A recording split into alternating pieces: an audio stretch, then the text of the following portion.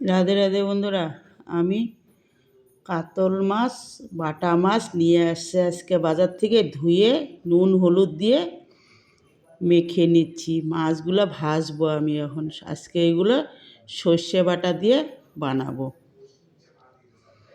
আলু বেগুনও কেটে নিয়েছি, আলু বেগুন দিয়ে কাটবো। আর মাছগুলো আমি ভাজবো, ভালো করে মেখে নিচ্ছি।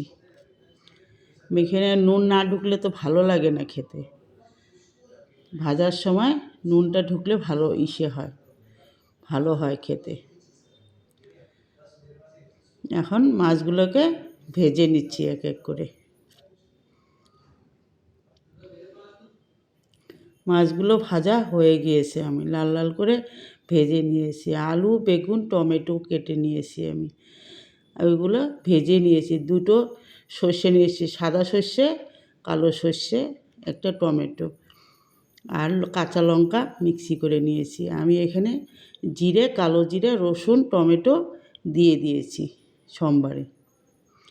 আর একটা টমেটো দিয়ে দিলাম, একটা বেটে নিয়েছি, একটা সোমবারে দিয়ে দিয়েছি। আমি লঙ্কাটাকে ঢেলে দিয়ে দিলাম, লাল হয়ে গেছে।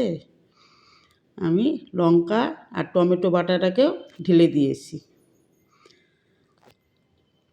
ওইটা নাড়ায় ছাড়াই নিয়ে একটু সর্ষে বাটাটাও দিয়ে দিলাম, একটু তেল ছাড়া অবধি। আমি এখন মশলাটাকে, আলুটাকে ঢেলে দেব, বেগুনটাকে পরে দিব। আমি একটু ফুটে উঠছে, বাস আমি কয়েকটা কাঁচা লঙ্কাও কেটে ভেঙে দিয়েছি। কাঁচা লঙ্কা তো বেটে দিয়েছি, কটা ভেঙে দিয়েছি, সেন্ট আসবে। একটু জলও ঢেলে দিলাম, বেশি জল লাগে না এগুলোকে। মাছগুলোকেও ছেড়ে দিচ্ছে, ভালো করে ভাজা আছে তো, সেই জন্য আগেই ছেড়ে দিয়ে দিলাম। এইভাবে রান্না করলেও দারুণ লাগে খেতে। রান্নাটা ভালো লাগলে আপনারা একটা লাইক দিবেন।